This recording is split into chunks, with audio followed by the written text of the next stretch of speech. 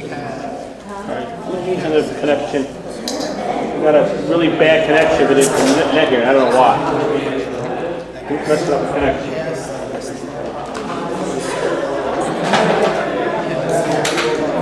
What's going on?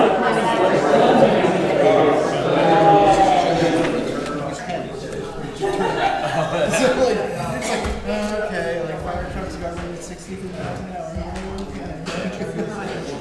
Yeah, those are the things that I would not even consider right now when you're in the midst of it. It's like, oh,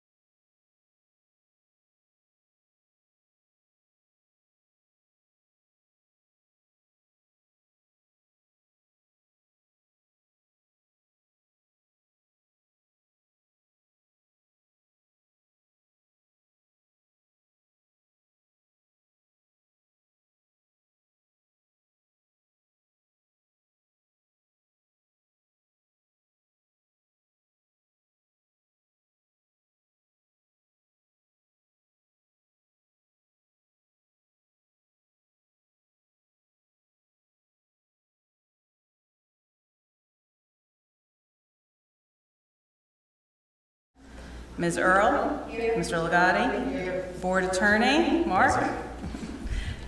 Board Planner, John Barry? Board Secretary, Monica Orlando, present. Thank you.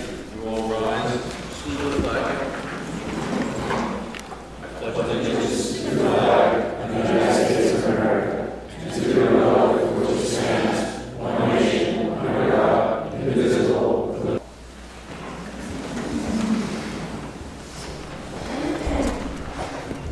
public hearing on application TV 25-01. Unless members of the governing body may step down from this hearing, will the applicant and any experts please step up? Are we going to have Darren step up since we're already down one planning board member, right? Or are we okay? Yeah.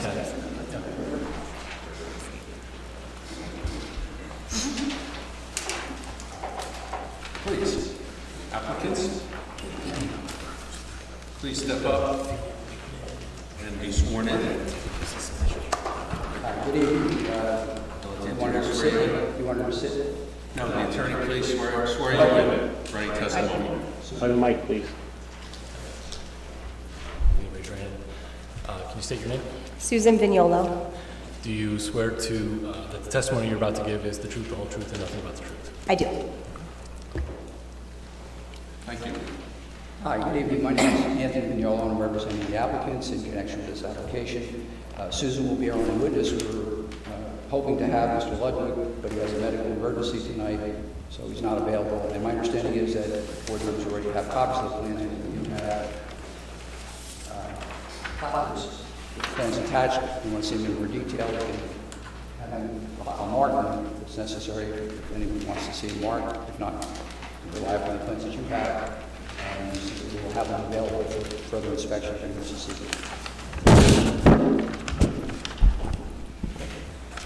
I'm just going to have you speak into the microphone so everybody can hear you. Whoever's speaking, we're going to speak. Just make sure we can hear you in the microphone. Yep. Please step up when you're speaking. Oh, I'm sorry. I thought you said I was doing this. No, you're not close enough. All right, Susan, you get closer to the microphone. Can you tell us where you reside? 207 Washington Avenue. And who do you live there with? My husband, Peter, and 3 of our 4 children at this point. How long have you lived there? 18 years. And can you describe the house for us in terms of its location with respect to Washington Avenue and Wilson? So it is a corner lot, so it fronts on Main Street, and the driveway is on North Wilson, so it does have 2 front yards. Within the house, can you tell us where the kitchen is? If you're facing the house from Washington Avenue, it is in the back right corner, so the wall is facing North Wilson Avenue. Can you tell the board the size of the kitchen? Oh, I can. I've been cooking in it for many years. Our house is over 100 years old. We're not exactly sure, but it is very small by modern standards. It's approximately 130 square feet, and it is only 9.5 feet wide. And this application also includes an addition to the purpose of expanding what's called the power room or bathroom application. Correct. How big is the existing bathroom application? I don't know the answer to that question. Well, Small. is it more than 6 feet wide? No. Is it more than 5 feet long? No. Has one sink? It has one sink. Correct. And this application seeks to also make that area. Correct. Now, with respect to this being a corner lot, you're required to have 2 front yards. So what's the setback approximately from Washington, which is the main street? So that, we are in compliance there. It's 25.35 feet from Washington Avenue. What's the existing distance between Wilson and Billings location? 8.95 feet, so already non-conforming.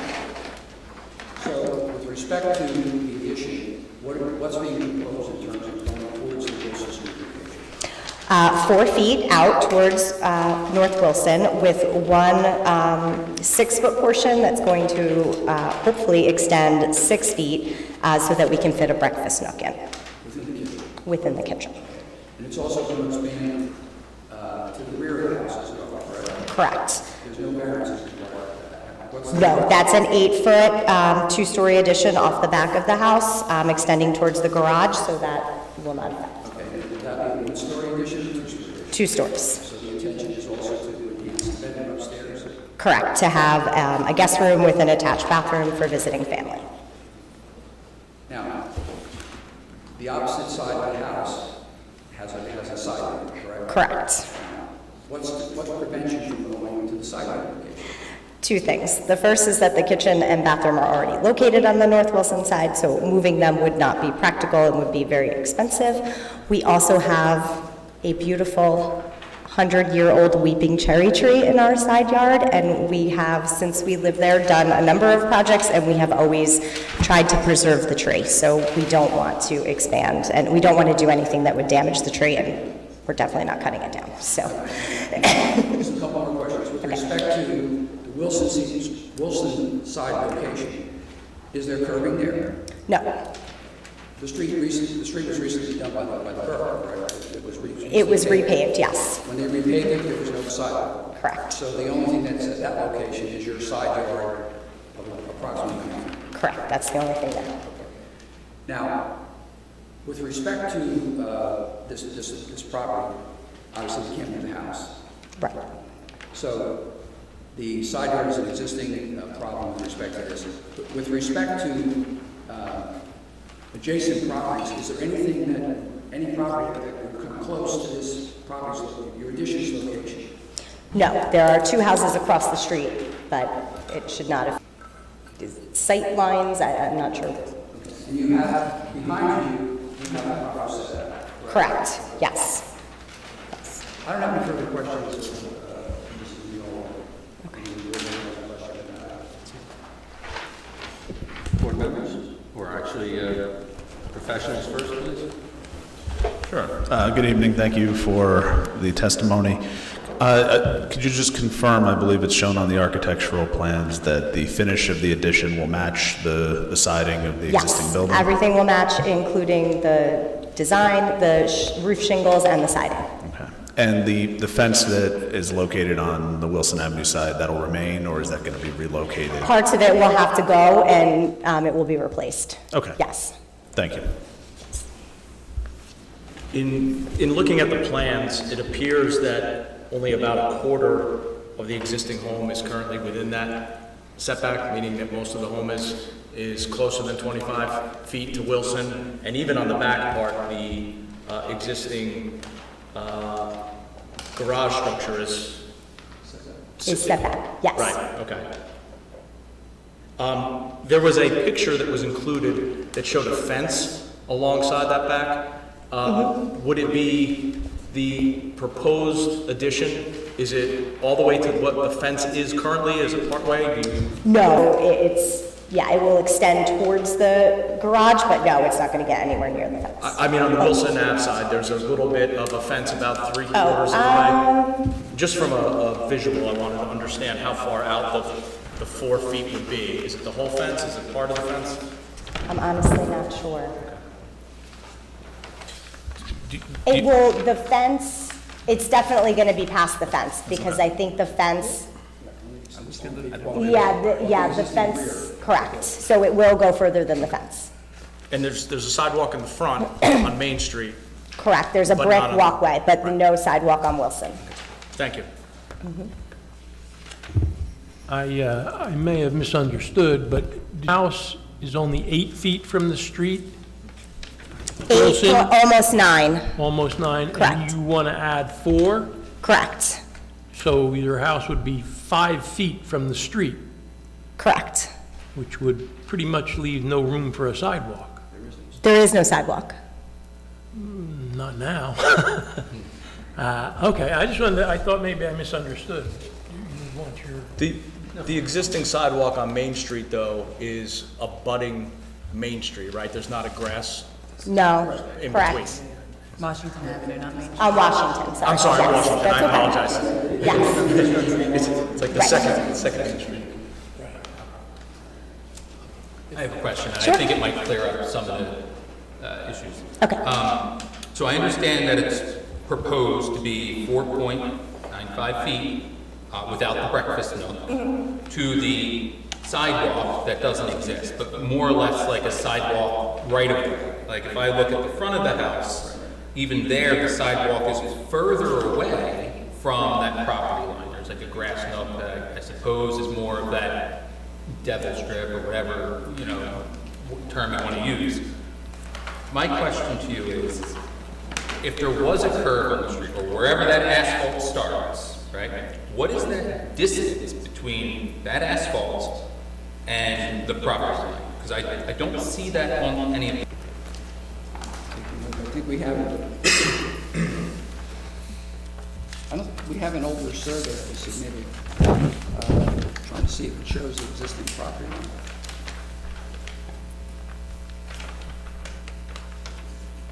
I don't think it shows dimensions in the one that I have, so do you have a copy of the survey?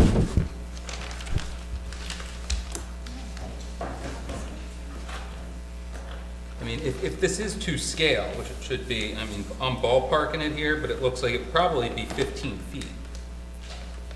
I'm doing that from an aerial photograph as well, but I don't have, we have an old survey, and I'm not sure the survey goes beyond the existing dwelling. I see. So you're right, we're gonna probably have to ballpark that.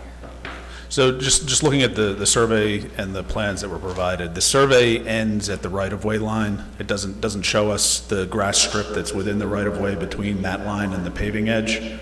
From the architectural drawing, the plot plan that was provided, I would ballpark it at about 8 feet. Okay. So from the house today to where the pavement on the street actually begins is in the neighborhood of 16, 17 feet, something like that. So there's a distinction between setback from the property line and setback from the side of the road. Yeah. Thank you for clearing it up. So the point is that there's quite a bit of room. It's not just potentially 5 feet. Just what I thought. So, given that this is a corner lot, one could construe that maybe there's a little bit of a hardship because of the fact that there are 2 front yards. And I've seen in other cases where someone wanted to put a fence on their side yard, but their side yard wasn't really a front yard, so they had to go to zoning board and get that figured out.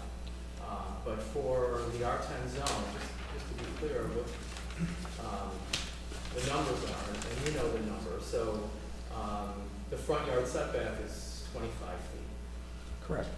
and the side yard setback is 12 feet, right? So the 2 side yard setbacks would be 24 feet. Correct. And we have more than 20, a lot more than that footage on the opposite side where the tree is located. That's a very large area. Okay. The problem, in terms of the legal hardship, we can't move the building. There's already an existing hardship, and we can't move the kitchen within the building. So what we're trying to do by the application is to take advantage of the existing location with minimal impact upon anybody in the neighborhood by coming directly towards the street. Can you remind us what the previous application was for with regard to the garage? So you have the resolution. Yeah, we have a copy of the resolution.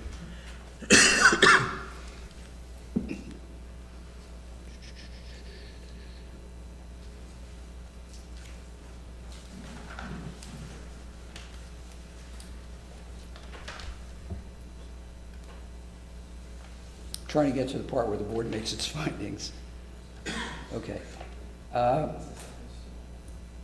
It was to allow the construction of the two-car garage with a side yard setback variance. Again, because it was an existing structure where it was located, the garage, and it was simply knocked down and rebuilt within the same footprint. Within the same footprint? Yeah. Okay, so there was a pre-existing non-conforming? Yeah, pre-existing non-conforming garage, but it was, garage is a generous description. It was wood in a location. Yeah, I see. What was the date of that? That resolution is dated, nice if they put it on the beginning. The hearing was held on September 4, 2019, so the resolution must have been, It was October 2nd. Thank you. I have a quick follow-up question, and it's more of a, I don't know if anybody has the answer, it's kind of an opinion, but if there was ever a sidewalk placed on Wilson Avenue, from what I can tell on the one photo provided on the cover here, it looks like utility lines are on that side of the right-of-way. So I imagine a pole is closer to the street, which would potentially put a sidewalk closer to the house than it would right up against the road. I know it's a lot of what ifs, but I'm curious if you would feel comfortable having potentially only a 3-foot distance from the breakfast nook, which may have a window, to the sidewalk. It's awfully close, which is something and to follow up that, does anybody else have a sidewalk in that particular neighborhood that close to their actual house? So I don't think it would bother me, mostly because we are right on Washington Avenue, so our living room is on Washington Avenue. We regularly sit there and, there's people walking by. It's a busy street, so we're used to it. and the second question is, are there any sidewalks on that street on Wilson? Not until further down, no. Actually, no, I don't think there are any on Wilson. No, there aren't, all the way down. There are no sidewalks anywhere on Wilson. No. And I think that's why I asked the question about when the borough decided to improve the street by paving it, they didn't put a curb or require a sidewalk. So I think it's the intention to pretty much leave it the way it is, because it is an older area of the community. Fair enough, thank you. Thank you. I can tell you that I walk that street all the time. There are no sidewalks. In that whole area. And that piece of grass that is from the street to the side, to the, I guess your fence, is huge. I think 8 feet was small. I think it's more than 8 feet. So there's plenty of room for a sidewalk if they ever put one in. That's all we have, Mr. Chairman. Thank you. Before I sit, I just want to say, please excuse my hat. I had some surgery on Monday, so we're just covering up some stitches and bandages. I told her that she needed to catch up. I see that you're removing the existing lot where the kitchen was and the breakfast. Correct. Just incidental, so are you planning to put a shrubbery there, or? On the side around the The addition. yes, definitely. There is there now, so obviously that will have to go, but yes, we will replace it. I'm thinking just in terms of privacy. Sure. No, Yeah, absolutely. There are no more board questions. We can open this up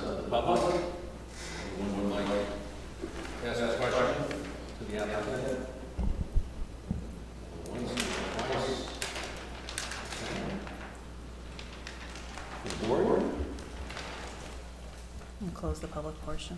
Any other questions? If not,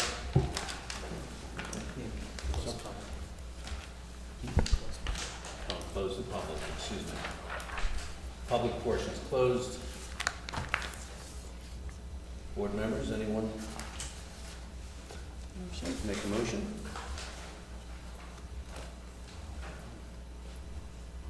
Don't all jump at once. Sure, I'd like to make a motion to approve the bulk variance as described in the application. Thank you. Second? Second. Thank you. Please. Mr. Cook. Aye. Chair LeBlanc. Aye. Mr. Mertens. Aye. Mr. Reba. Aye. Mr. Ruth. Aye. Vice Chair Shakarian. I'd just like to say a couple things before I vote.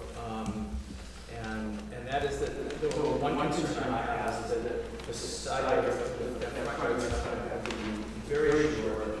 And for the R10 zone, it could be, I don't know for a fact, it could be the shortest setback in the R10 zone that exists at present. And so I am concerned about that, but I do realize that the side yard setback on the other side is ample. So that if you consider, I'm not stretching, but if you consider that Wilson's side be a side yard, then you have the 24 foot, and that makes you consider that I will vote in favor. And Mr. Darren Murray. Aye.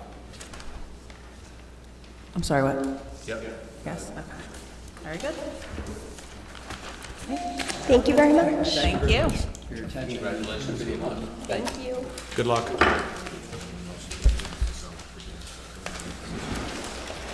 Old business.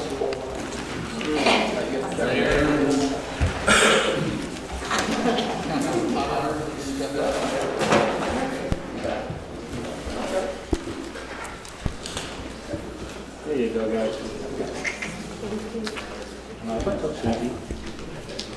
Thank you.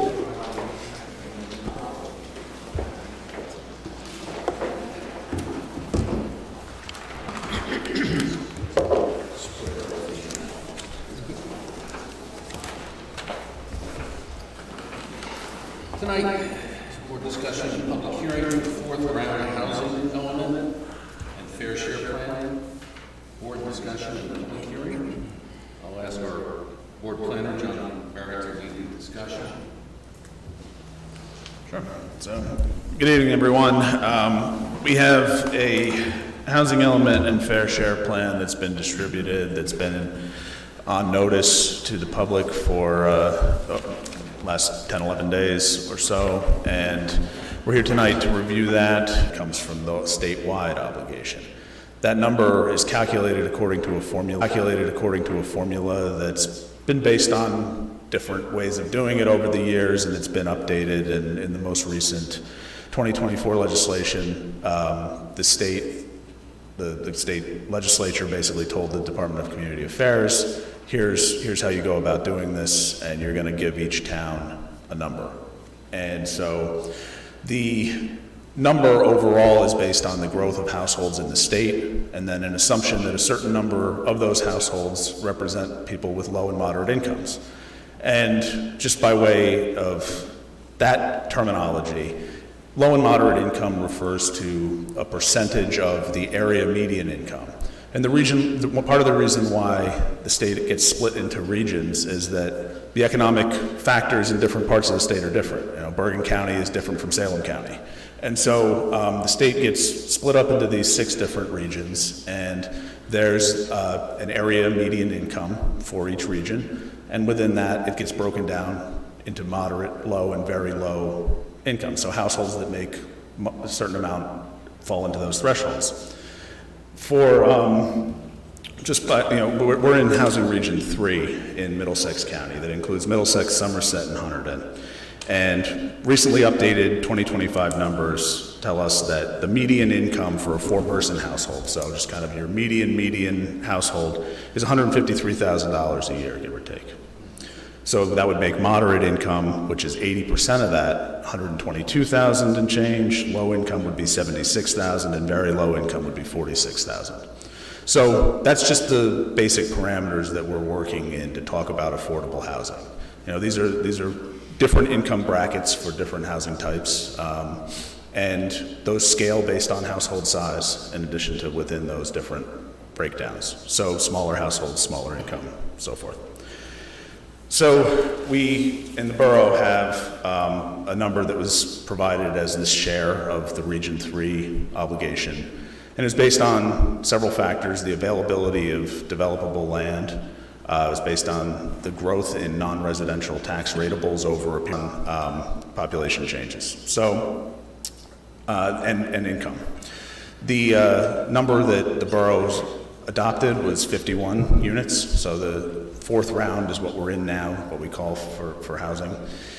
The borough has an obligation to plan for 51 affordable housing units as what's called its prospective need. And prospective meaning starting from the middle of this year, 2025, 10 years forward. That's the housing round is a 10-year period. And so prospectively, over the next 10 years, we're meant to provide the opportunity to develop those 51 affordable housing units through different mechanisms that we'll talk about in a minute. So that's the number that we're looking at as part of our planning work here. In addition to the prospective need, there's another category that's called present need in the legislation, which doesn't refer to something we have to do right now. It kind of implies that present need, we have to deal with it immediately.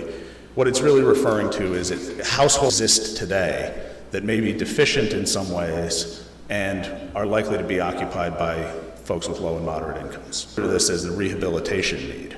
So we're not building new units, we're helping rehabilitate existing unit-income households. So it's two different numbers, two different approaches to satisfying the obligation. So that number for the borough for the fourth round is 13. So that's our numbers, that's where we are. So in dealing with planning for the fourth round, we actually had to go back and kind of adjust what we had done previously rounds of housing planning, because Ford Avenue is still sitting there as a pile of rubble and not as housing units that were planned however many years ago originally. So the most recent housing element and fair share plan that the borough adopted, that the planning board adopted, was back in 2019.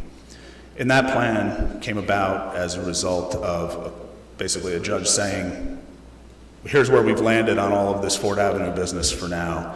The town has to deal with the